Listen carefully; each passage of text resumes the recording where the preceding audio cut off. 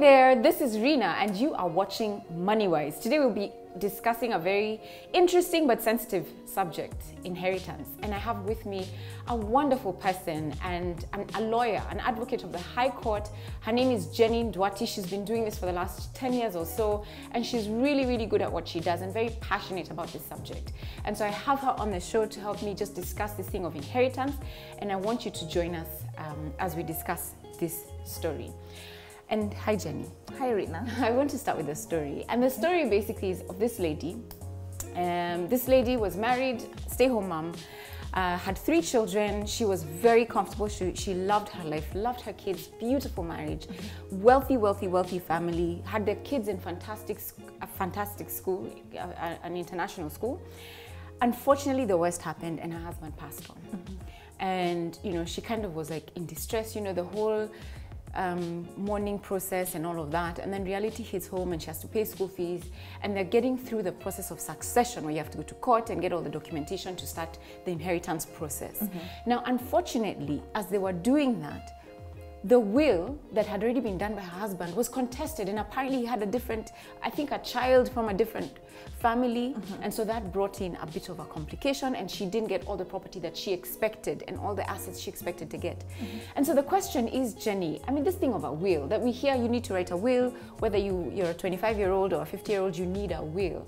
If it can be contested in court, I want to ask you, 1, why should I have a will then? And 2, if I should have one, how can I make it, you know, foolproof, so that then I'm not worried about somebody else coming through to contest it?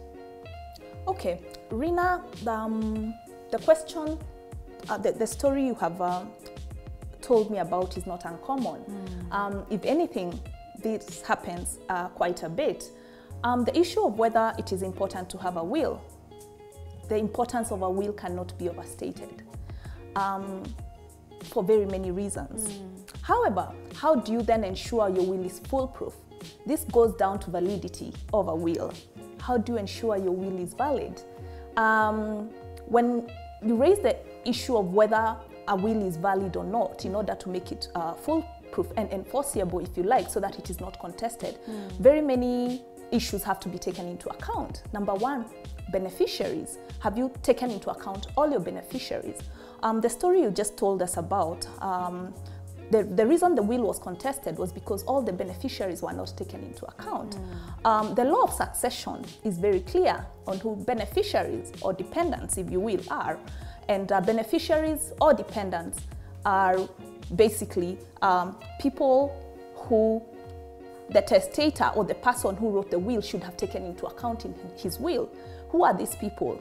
The Succession Act is very clear on who these people are.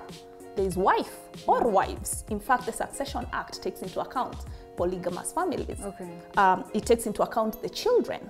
And the issue about children is very interesting because the Act then provides that the children are deemed to be dependents of the deceased, whether or not he was taking care of them or sustaining them right before his demise.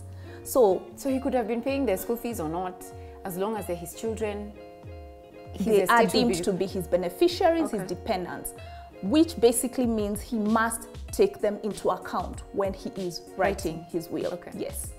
Number 2 was the question of I guess it answers it, because the question was, then should I bother writing a will? You should bother writing a will, but the problem with most people is they write a will without taking into account whether it's valid or enforceable. And I don't know if people know this, anyone can write a will. It doesn't have to be a lawyer.